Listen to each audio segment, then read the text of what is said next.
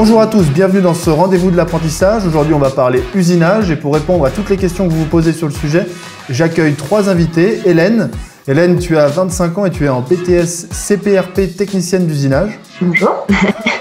Emmanuel, tu es coordinateur de pôle usinage. Bonjour. Et enfin Stéphanie, tu es conseillère d'apprentissage. Bonjour Stéphanie. Bonjour. Et moi c'est Jonathan, je pose les questions aujourd'hui, mais vous aussi pendant toute la durée du live, vous pouvez poser vos questions. On a un conseiller et un formateur du pôle formation qui sont là pour vous répondre à toutes les questions que vous vous posez sur l'usinage, sur l'alternance, toutes les questions qui vous viennent. Donc n'hésitez pas.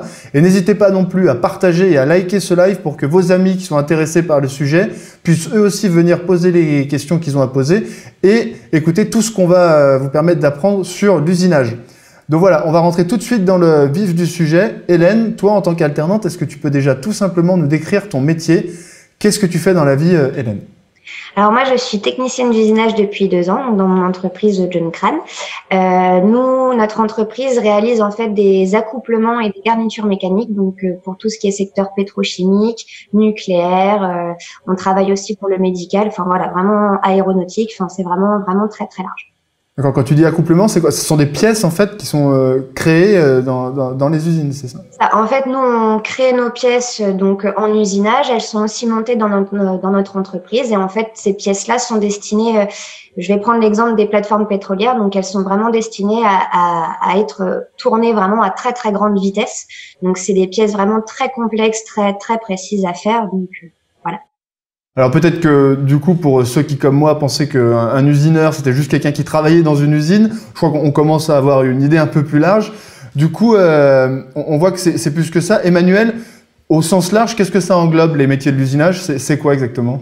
Alors, les métiers de l'usinage, c'est la fabrication de pièces mécaniques, globalement par enlèvement de matière. C'est-à-dire qu'on va partir d'un bloc de métal, on va appeler un brut, et on va venir le creuser avec des outils qui tournent très vite, ce qu'on appelle des fraises, toutes sortes d'outils comme ça, un peu comme chez le dentiste, un peu comme la fraise du dentiste. On va venir retirer de la matière, donc on travaille le métal, l'acier, l'alu, le laiton, mais aussi certaines matières plastiques qui peuvent s'usiner. Le bois peut s'usiner aussi.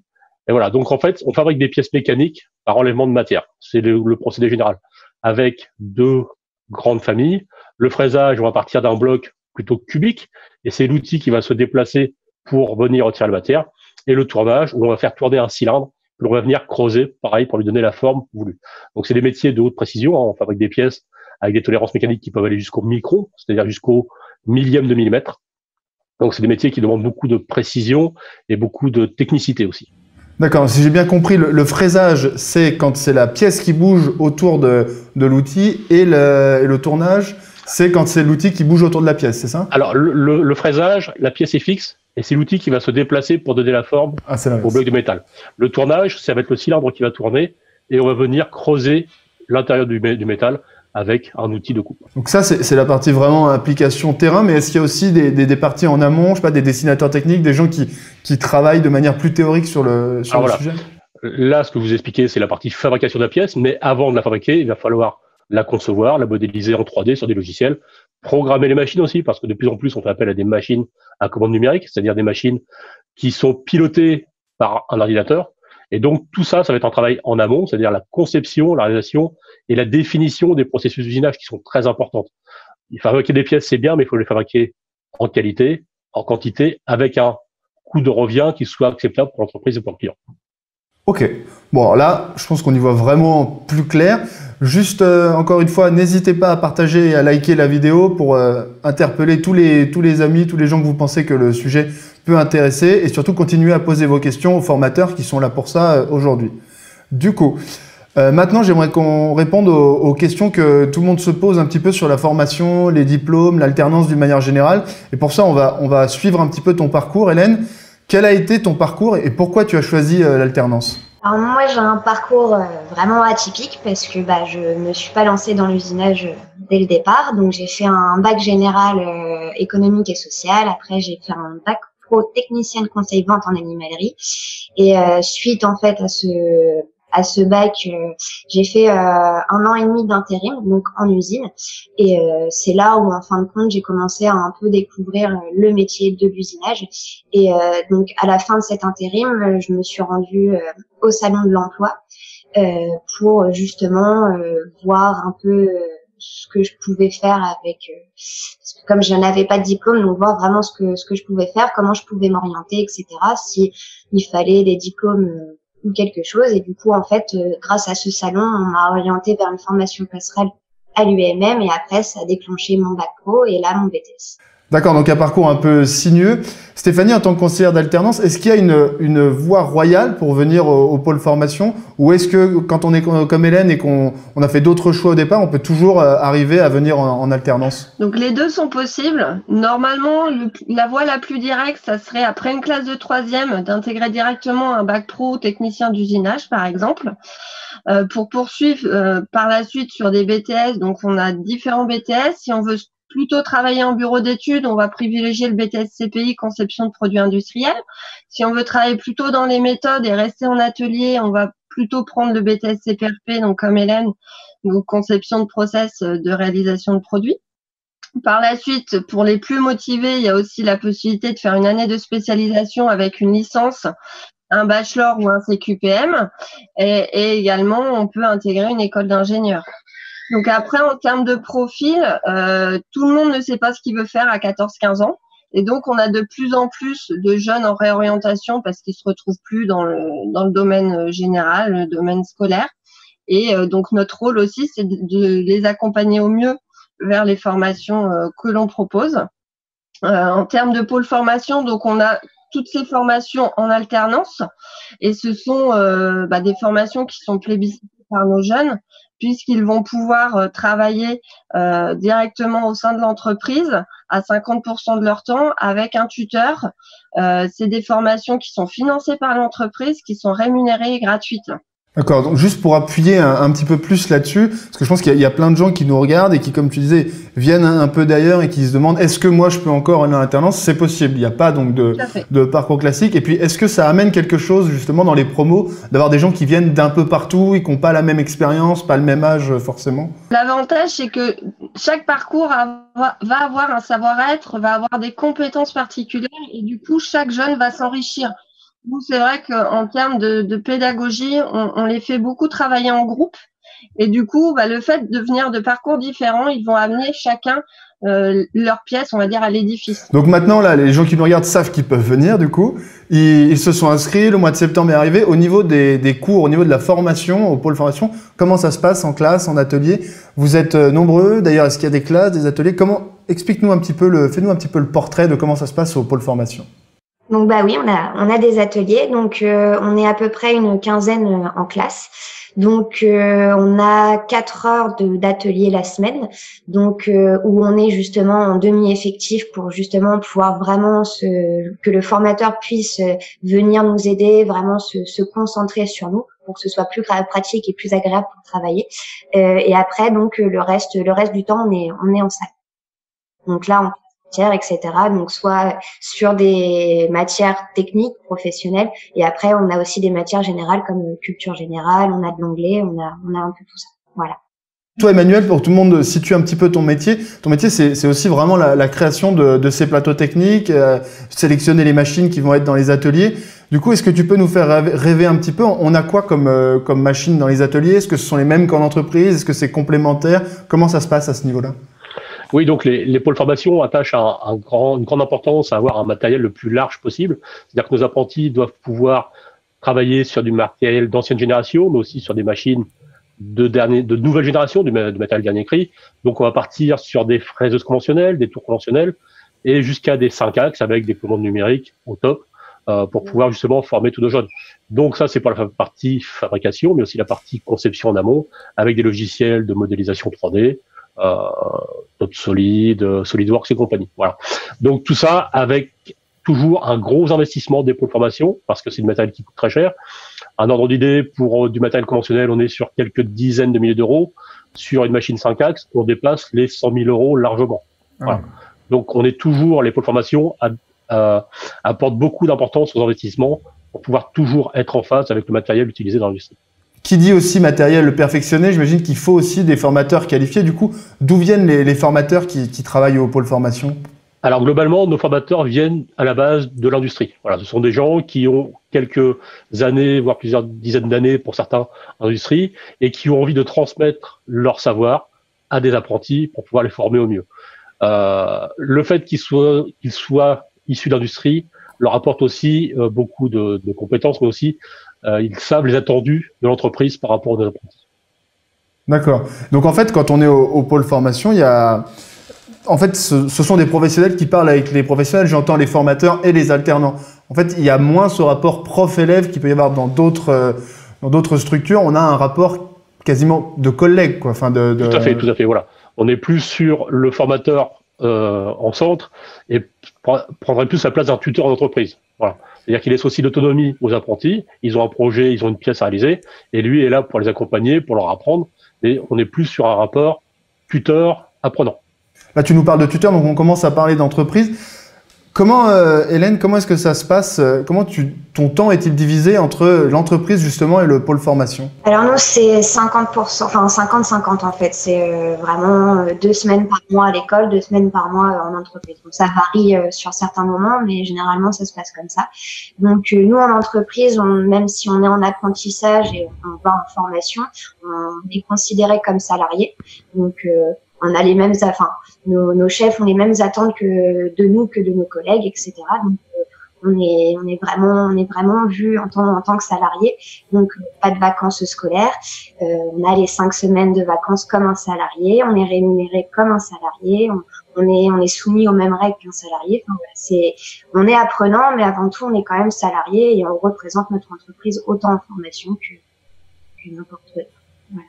Et toi, à choisir sur le 50-50, tu préfères le temps en entreprise ou le temps en... Ça dépend. Ça dépend. Il y a des moments où, oui, plus généralement, oui, je préfère être en entreprise parce que, bah voilà, j'ai 25 ans, donc, la vie professionnelle, c'est vraiment ce qui m'attire. Mais après, à contrario, c'est vrai que de temps en temps, me retrouver à l'école, c'est un peu plus reposant. On retrouve des horaires normales, plus cadrés. Ça reste quand même plaisant. Et par rapport à ton métier, vraiment, qu'est-ce qui te passionne dans ton métier? Qu'est-ce qui t'attire vraiment? Qu'est-ce qui te nourrit au quotidien dans ce métier? Alors, c'est un métier, en fait, où on est tout le temps sollicité au niveau réflexion, etc. On a une pièce, on a un plan, et après, c'est à nous de dire à la machine, on veut qu'elle fasse ça, l'outil, il fasse telle ou telle opération. Donc, ça reste quand même un métier où, voilà, on a besoin de se concentrer, on a besoin d'être vraiment très assidu, comme disait Emmanuel tout à l'heure, on a des cotes à respecter, donc voilà, ça va au centre du 100e, du 10e, mais même au micro, donc ça reste vraiment très précis. On travaille sur des pièces très complexes, on travaille pour le nucléaire, pour des secteurs comme la pétrochimie, donc ça reste quand même des milieux où le facteur humain est important, donc on a vraiment pas le droit à l'erreur et ça en tire quand même une certaine satisfaction par rapport à ça. Être une femme dans l'industrie, comment ça se passe? Parce qu'il y a peut-être des filles qui regardent la vidéo là et qui se demandent, ou peut-être, je sais pas, des a priori, ou comment c'est d'être une femme dans l'industrie aujourd'hui? Moi, j'adore. Je m'entends, enfin, mes collègues sont vraiment très agréables avec moi, autant que ce soit mon tuteur que mes autres collègues qui travaillent avec moi, dès qu'ils voient que la pièce va être un petit peu trop lourde pour moi, ils sont toujours derrière moi pour m'aider, ils m'apportent énormément de conseils. Enfin voilà, c'est vraiment, si on doit donner un nom à ça, moi j'ai l'impression que c'est ma petite famille, j'ai mon petit papa de mon entreprise, mon grand frère. Enfin voilà, ça reste vraiment très familial, très très convivial et c'est génial. Et le fait que je sois une fille, ça pose vraiment aucun problème. Au contraire, ils apprécient le fait que je sois là parce qu'une fille justement est plus consciencieuse, plus rigoureuse au niveau organisation, au niveau travail, au niveau de tout ça. Et paf, les mecs, dans la gueule. Et du coup, cette nouvelle famille, tu l'as trouvée comment?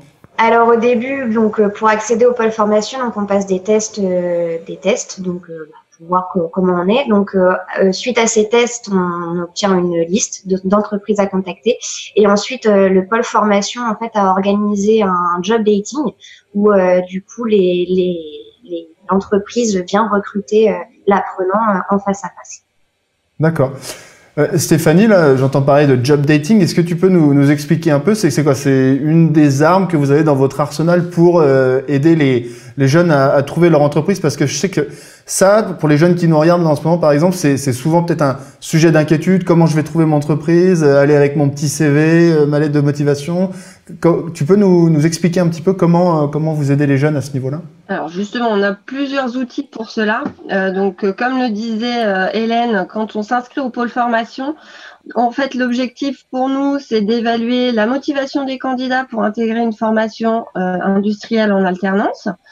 Une fois qu'on a détecté donc des candidats qui le méritent, on va les aider à retravailler leur CV pour les rendre plus attractifs. On leur donne une liste d'entreprises également et on organise chaque année des job dating donc pour qu'ils puissent rencontrer des recruteurs et échanger directement avec eux. Donc, c'est des événements qui sont très appréciés et par les entreprises et par les jeunes et qui conduisent généralement à plusieurs signatures de contrats. Après, on a également des entreprises partenaires qui nous transmettent directement leurs besoins en compétences avec les profils qu'ils recherchent.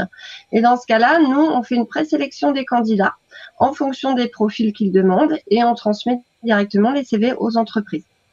D'accord, donc on peut leur dire, les yeux dans les yeux, on va pas vous laisser tout seul, ne vous inquiétez pas. Vous ne serez pas tout seul, on sera là pour vous aider à trouver, à chercher, au moins à chercher. Ok.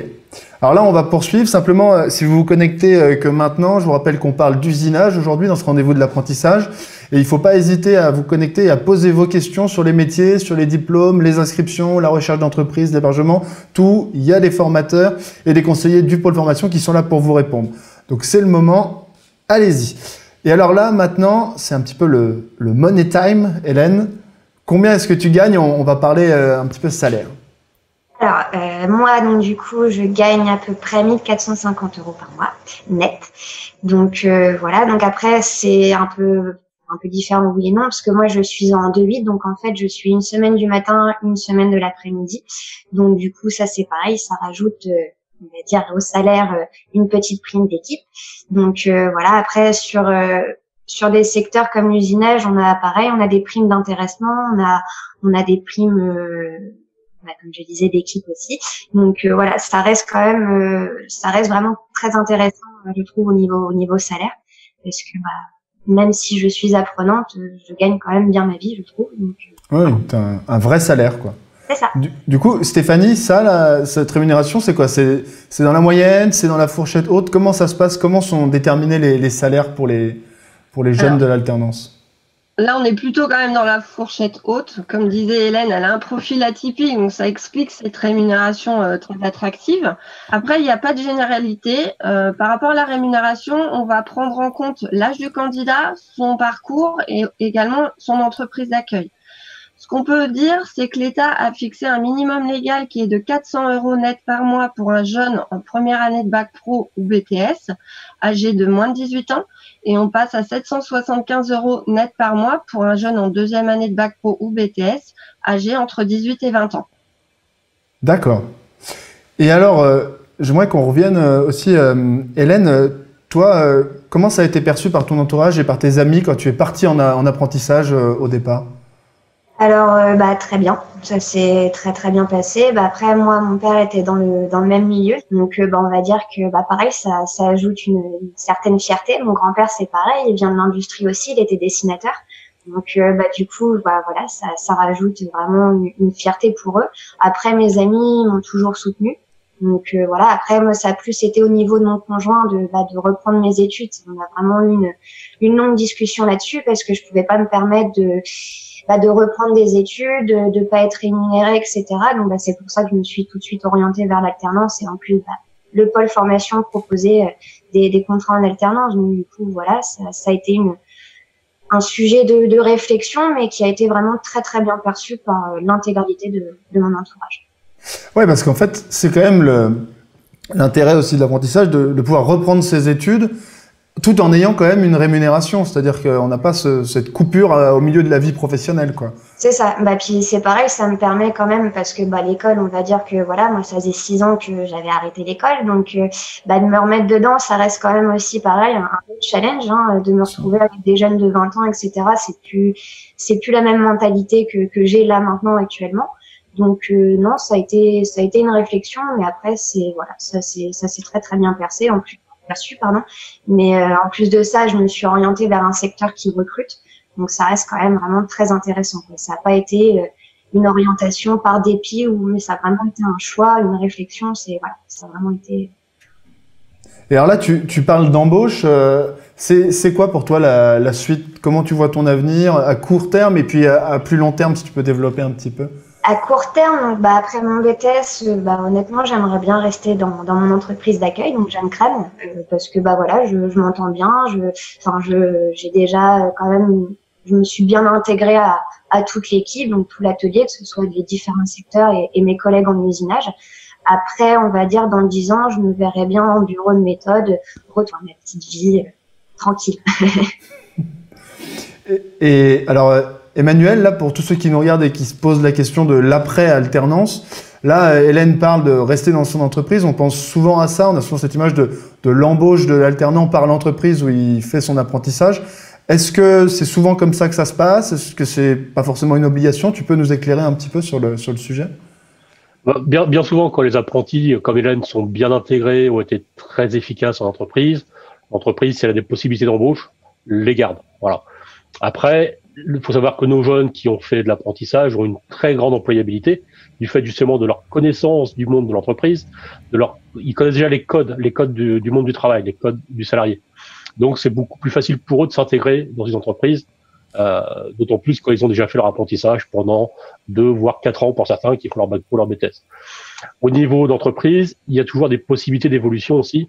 C'est-à-dire qu'on peut passer d'opérateur de fabrication, de technicien d'usinage, comme le souhaiterait Hélène, à des postes méthode, conception, voire chef d'atelier. Alors, et en termes de filière au sens un peu plus large, est-ce que ça embauche? Est-ce qu'il y a du boulot? Parce que Hélène disait, je suis dans un métier où il y a du travail. Au sens large, est-ce que ça embauche vraiment? Oui, actuellement, ça fait encore partie des métiers qui demandent beaucoup de personnes, notamment. Mais par contre, il faut une formation technique assez poussée. Voilà, minimum bac pro, BTS, voire bachelor ou école d'ingénieur. Et les secteurs vraiment qui vont embaucher, on va bosser dans quel secteur? Tu peux préciser? Alors, au niveau des secteurs de l'usinage, on va trouver un panel d'entreprises qui va de la PME jusqu'à la grosse industrie comme les constructeurs automobiles, avec l'aéronautique, comme je dis, l'automobile, la mécanique générale, le ferroviaire, mais on a aussi le médical, par exemple, les prothèses orthopédiques sont faites en usinage. On va trouver aussi, toujours dans le médical, les prothésistes dentaires. Maintenant, on peut faire des prothèses dentaires en micro-usinage. Voilà, c'est un panel vraiment très large. C'est vrai que c'est large, qu'on peut se retrouver à faire des prothèses, le spatial. Enfin, il y a un éventail qui est quand même c'est très large, colossal. Du coup, on arrive au terme de l'émission. J'aimerais qu'on ait un petit mot de conclusion de chacun d'entre vous. Emmanuel, pour continuer avec toi, qu'est-ce que tu dirais aux jeunes qui nous regardent? Comment tu leur parlerais de l'apprentissage? Je leur dirais déjà de ne pas hésiter à se renseigner sur les métiers de l'usinage, je veux dire, de se renseigner, de consulter sur des sites internet, tout ça, pour découvrir l'industrie au sens général, mais l'usinage en particulier. Ce sont des métiers qui offrent actuellement encore beaucoup de débouchés, qui proposent aussi des grosses possibilités d'évolution au sein de l'entreprise.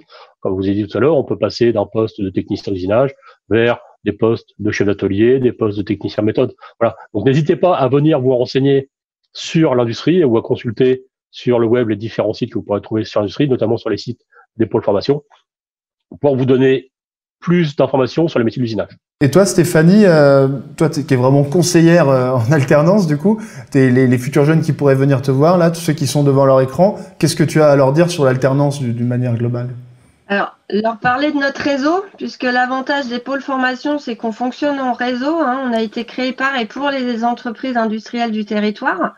Donc, on a un réseau important d'entreprises, on a une pédagogie innovante et l'accompagnement qu'on fait auprès des jeunes et auprès des entreprises pour les jeunes trouver leur entreprise et pour les entreprises leur trouver leurs candidats. C'est l'une de nos forces aujourd'hui par rapport à nos entreprises d'accueil aussi, et de leur proposer des candidats adaptés. Et toi, de ton côté, Hélène, j'aimerais que tu regardes la jeunesse de France dans les yeux et que tu lui dises pourquoi l'alternance. Parce que déjà, rien que sur un CV, quand on parle d'alternance, déjà on a déjà une expérience professionnelle, donc déjà ça aide, on connaît le métier, on sait ce que c'est, même si ça reste 50% du temps en entreprise, ça reste du temps d'entreprise. Après, au-delà d'alternance, je dirais les filles, venez. Super, venez. Donc voilà, là, je crois que le message est passé. Du coup, on arrive à la fin de l'émission, mais vous pouvez continuer à poser toutes vos questions sur les formations, sur les diplômes aux conseillers qui sont là en ce moment et qui vous répondent. Les inscriptions sont en cours, donc rendez-vous sur le site de votre pôle formation. Et puis moi, je vous dis à très bientôt pour de prochains rendez-vous de l'apprentissage sur d'autres métiers et d'autres formations industrielles. Merci à vous trois. Merci beaucoup. Et puis, bonne fin de journée à tous et à très bientôt. Au revoir.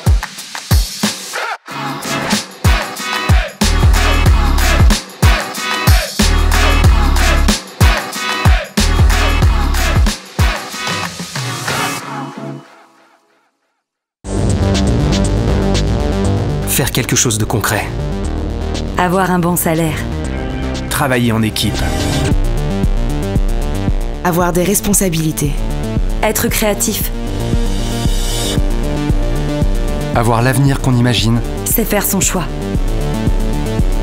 Viens découvrir les métiers de l'industrie Au pôle formation UIMM.